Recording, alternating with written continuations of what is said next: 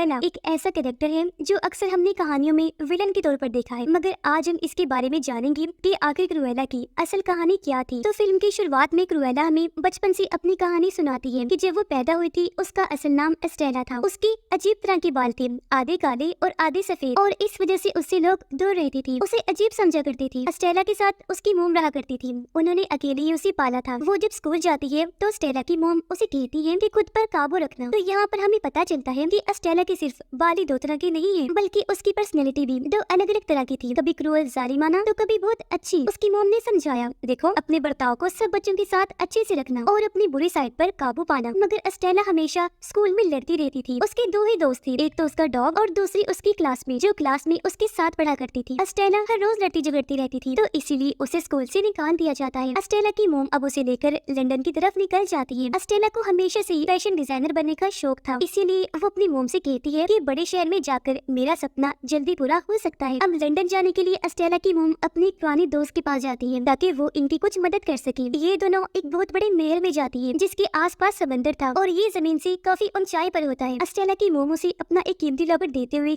सख्ती से मना करती है कि गाड़ी से मत निकलना, मगर एस्टेला किसी की कहाँ सुनने वाली थी। वो गाड़ी से बाहर आ जाती है, देखती है कि उस बड़े से महल में फैशन शो चल रहा है, जो देखने वो अंदर चली जाती है। लेकिन वहाँ पर उसके पीछे 3 डॉग पड़ गए थे, जो देखकर एस्टेला जल्दी से भागकर बाहर आ जाती है क्योंकि उसे लग रहा था कि वो डॉग मुझे काट लेंगे। लेकिन वो डॉग तो उसकी मोम पर हमला कर देते हैं, जो इस वक्त एक औरत से बात कर रही थी, जिस वजह से एस्टेला की मोम खाई में नीचे गिर गई। मौके पर ही उनकी मौत हो जाती है, जो देखकर एस्टेला काफी दुखी हो गई। इन सब का कसूरवार वो खुद को मान रही थी और अब वहाँ पर छानबीन भी शुरू हो जाती है। एस्टेला वहाँ से भाग गई थी। हड़बड़ी में उसका लॉकेट वहीं पर गिर जाता है जो उसकी मोम ने एस्टेला को दिया था। वो खुद को काफी बुरा भला कहती है कि अगर मैं अपनी मोम की बात मान लेती, गाड़ी से बाहर ना आती, तो आज मोम जिंदा होती, न ही डॉग मेरे पीछे पड़ता और न ही मोम पर हमला करता। ये सोच सोच कर एस्टेला बस रोए ही जा रही थी और तभी एक कचरे के ट्रक में कूद जाती है, जहाँ अब वो लंदन पहुँच गई थी। यहाँ पर उसे 2 छोटे लड़के मिलते हैं। उनको देखकर ऐसा लग रहा था कि एस्टेला की तरह उनका भी कोई ठिकाना नहीं है, इसीलिए अब एस्टेला उनका पीछा करती है। उनकी जगह पर पहुँच गई थी जहाँ पर वो रहा करते थे। वो दोनों लड़के उसे देखते हैं और जब उन्हें पता चलता है कि एस्टेला के पास रहने की कोई जगह नहीं है, तो वो उसे अपने साथ रख लेते हैं। एस्टेला ने सबसे पहले अपने बालों को डाई किया था, यानी कि कलर किया था, ताकि वो भी आम लड़के की तरह ही लगे। वो अब हमेशा अपने बाल डाई करके रहा करती थी। जिसके बाद अब हमें 10 साल के बाद की कहानी दिखाई जाती है, जहाँ पर ये तीनों अब बड़े हो जाते हैं और चोर बन गए थे। ऐसे वैसे चोर नहीं, प्रोफेशनल चोर, जिनको आज तक कोई भी पकड़ नहीं पाया था। अब वो वैसे तो जेब से पैसे वगैरह निकालने जैसी छोटी मोटी चोरियां ही किया करती थी, मगर एस्टेला अपने और उन दोनों के लिए भी खास किस्म के कपड़े डिजाइन किया करती थी। वो इस चीज में बहुत माहिर होती है क्योंकि जैसा कि हम जानते हैं उसे बचपन से फैशन डिजाइनर बनने का शौक था। एक दिन एस्टेला बैठी ये सोचने लगती है कि जैसी मेरी मोम मुझे बनते दिखना चाहती थी, मैं वैसी नहीं हूँ। उसका शुरू से ही लंदन की लिबर्टी में काम करने का शौक था क्योंकि वहाँ पर मशहूर फैशन डिजाइनर काम किया करते थे। उसका दोस्त एस्टेला की बर्थडे पर उसे सरप्राइज देता है। उसके दोस्त ने अपनी जहानत से एस्टेला को लिबर्टी में जॉब दिलवा दी थी, लेकिन वहाँ पर उसे फैशन डिजाइनर की नहीं बल्कि एक नौकरानी की जॉब मिलती है। वो बेचारी वहाँ पर बाथरूम साफ किया करती थी। अब वो ऐसे बाथरूम साफ करती और फर्श पर पोछा मार मार कर थक चुकी थी। वो जब भी अपने बॉस को देखती उसे बस एक चांस मांगती थी, लेकिन उसका बॉस कभी भी उसकी बात नहीं सुनता था। एक दिन एस्टेला को सारी रात रुककर पूरी बिल्डिंग की सफाई करनी थी। वो अब अपने बॉस के कमरे से एक शराब की बोतल उठाकर उसे पीने लगी थी। वो इतने ज्यादा नशे में हो गई थी कि उसे कुछ भी समझ नहीं आती कि मैं क्या कर रही हूँ, और नशे की हालत में वो बाहर की एक कांच वाली खिड़की पर कुछ लिख देती है और वहाँ पर डमी यानी पुतले को अपने हिसाब से सजाती है। अब जब सुबह हुई तो वहाँ पर लोगों की भीड़ लग गई थी क्योंकि रात को ये सब करते हुए एस्टेला भी वहीं पर सो गई थी। अब जब उसका बॉस आता है तो वो एस्टेला की इस हरकत की वजह से काफी गुस्सा करता है। वो उस पर बहुत नाराज हो रहा था, वो उसे नौकरी से निकालने ही वाला था। ये तभी वहाँ पर लंदन की बेहतरीन फैशन डिजाइनर की एंट्री होती है जिसका नाम बैरोनेस था। वो एस्टेला की सजाई हुई डमी देखकर काफी मुतासिर हुई और अब उसने एस्टेला को अपने पास जॉब पर रख लिया था। वो कहती है कि इतने सालों में मैंने कभी भी इतनी अच्छी डिस्प्ले विंडो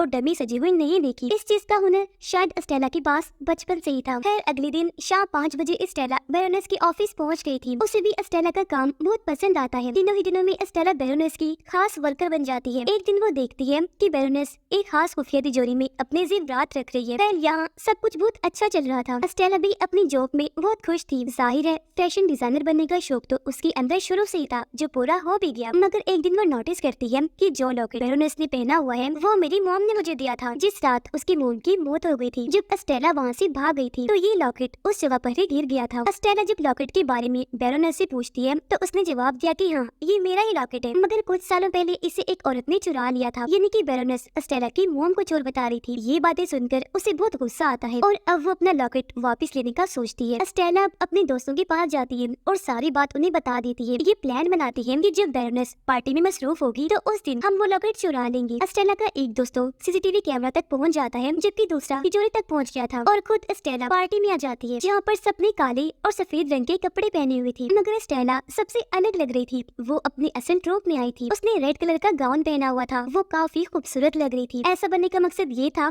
ताकि हर किसी का ध्यान मेरी तरफ हो। उसने चेहरे पर मास्क लगाया हुआ था ताकि बैरोनेस मुझे पहचान ना पाए। मगर स्टेला हैरान तब होती है जब वो देखती है कि बैरोनेस ने वो लॉकेट गले में पहना हुआ है, यानी कि वो इधर था ना कि तिजोरी में। यहाँ पर बैरोनेस सच में स्टेला को पहचान ही नहीं पाई थी, क्योंकि वो इसके सामने क्रुएला बन के आई थी, एक जालिमाना जिससे इसकी मोम ने इसे हमेशा बाज रहने का कहा था। पार्टी में बैरोनेस स्टेला से जेलस हो रही थी, क्योंकि सबका ध्यान उसी की तरफ था। बैरोनेस की पार्टी हो और उसके अलावा किसी और को सब देखे, ये बात उसे बिल्कुल भी पसंद नहीं आती। पार्टी में स्टेला का एक दोस्त बैरोनेस के सामने एक डिश में बहुत सारे चूहे ला के रख देता है, जिससे उसका ध्यान भटक गया। वो चिल्लाई और पार्टी में भगदड़ मच गई थी। इस बात का फायदा उठाकर स्टेला बैरोनेस के गले से लॉकेट को उतार लेती है और अपने डॉग की तरफ फेंकती है। बैरोनेस ने भी डॉग के पास लॉकेट को देख लिया था, इसलिए वो यहाँ पर एक खास किस्म की विसल सीटी बजाती है, जिससे वही 3 डॉग आ जाती है जो हमने कहानी के शुरू में देखे थे, जो स्टेला के पीछे पड़ गई थी, जिनकी वजह से उसकी मोम की भी मौत हो गई थी। अब उन्हीं में से एक डॉग बैरोनेस की उस लॉकेट को स्टेला के डॉग से छीन कर खा जाता है और अब स्टेला को याद आता है कि वही डॉग थे जिसने इसकी मोम पर हमला किया था और उस दिन बैरोनेस ने ही ये सीटी बजाई थी। उसे अब समझ आ चुका था कि उसकी मोम की असल कातिल ये बैरोनेस थी। वो वापस आकर सारी बात अपने दोस्तों को बताती है और अब स्टेला ने ये फैसला किया था कि मैं अपनी मोम का बदला बैरोनेस से जरूर लूंगी और ये अब अपने बुरे और साइको पागलपन वाले रूप में रहने का फैसला करती है, क्योंकि अच्छा बनकर उसे अब तक कुछ भी हासिल नहीं हुआ था। इसलिए अब वो स्टेला से बन जाती है क्रुएला। क्रुएला बनकर सबसे पहले अपने बचपन की दोस्त से मिलने जाती है, जो एक जर्नलिस्ट बन चुकी थी। इसको कल रात स्टेला ने पार्टी में भी देखा था। वो भी इसे पहचान गई थी। यहाँ उसने अपनी दोस्त को बताया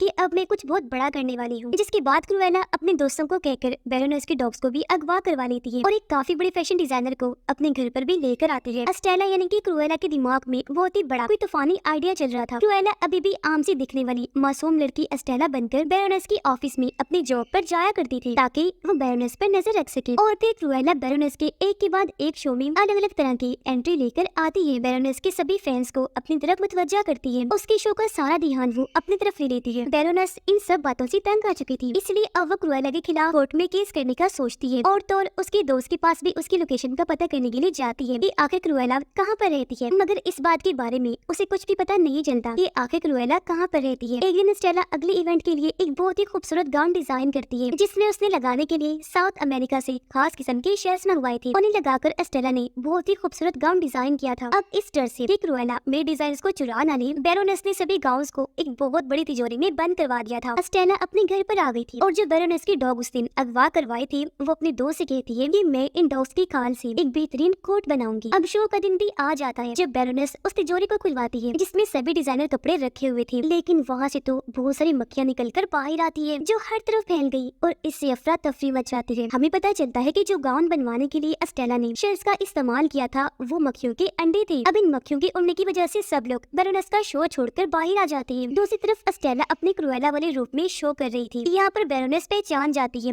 कि जो स्टेला है वो ही असल में क्रुएला है, और तो उसे अब ये भी पता चल गया था कि उसने मेरी डॉग्स को मारकर उनकी खाल का कोट भी बना दिया है। अब जब स्टेला अपना शो खत्म करके वापस घर आई तो देखती है कि मेरे दोस्तों को बैरोनेस ने अपने आदमियों से कहकर बनवाया हुआ था। वो अपने आदमियों के जरिए स्टेला को भी बनवा देती है और उनके घर में आग लगाकर अपने डॉग्स को लेकर चली जाती है, जिससे यहाँ हमें पता चलता है कि स्टेला ने बैरोनेस के डॉग्स को भी नहीं मारा था। अब ऐसा लग रहा था कि स्टेला मर चुकी है, मगर अगली सुबह जब स्टेला की आँख खुलती है तो वो खुद को बैरोनेस के घर पर पाती है, जहाँ पर बैरोनेस का एक खास आदमी उसके लिए चाय लेकर आया था। वो उसको यहाँ पर एक सच्चाई बताता है, साथ उसे उसका लॉकेट भी वापस करता है। कहता है कि बैरोनेस ही तुम्हारी असली मोम है। वो दरअसल एक साइको पागल औरत है। जब तुम पैदा हुई थी तो बैरोनेस ने मुझे तुम्हें मारने का हुक्म दिया था, मगर मैंने तुम्हें नहीं मारा और एक नौकरानी को दे दिया, और तुम्हारे डैड मरने से पहले सारी जायदाद तुम्हारे नाम कर गई थी। ये सब बातें सुनकर स्टेला को बहुत दुख होता है और अब वो सबसे पहले अपनी असल फैमिली को जेल से बाहर निकलवाती है, यानी कि अपने दोस्तों को, जिनके साथ बचपन से स्टेला रह रही थी, जिन्हें बैरोनेस ने स्टेला के झूठे कत्ल के केस में पकड़वा दिया था। वो अब अपने दोस्तों के साथ मिलकर एक प्लान बनाती है। बैरोनेस की पार्टी होने वाली थी तो स्टेला उसके सभी मेहमानों को हाथ से सिले हुए कपड़े बेचती है, जो सब एक जैसे थे। उधर बैरोनेस को भी पता चल चुका था कि स्टेला अभी भी जिंदा है, तो वो भी उसके लिए तैयार थी। बैरोनेस की पार्टी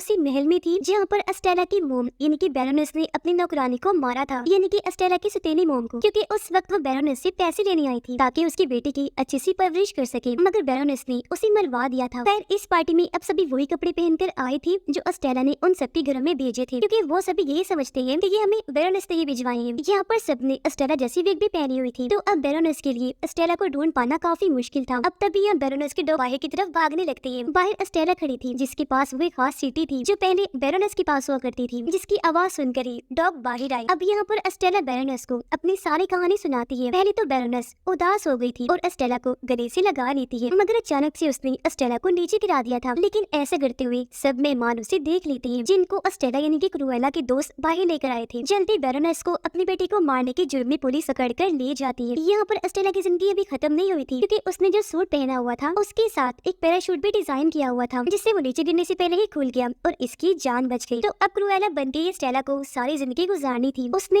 अपनी मोम को भी इंसाफ दिलवा दिया था, जिसके बाद वो बहुत खुश होती है और इसी तरह अपनी जिंदगी हंसी खुशी गुजारने लगती है। उसकी खुशी के साथ ही इस फिल्म की कहानी भी यहीं पर खत्म हो जाती है।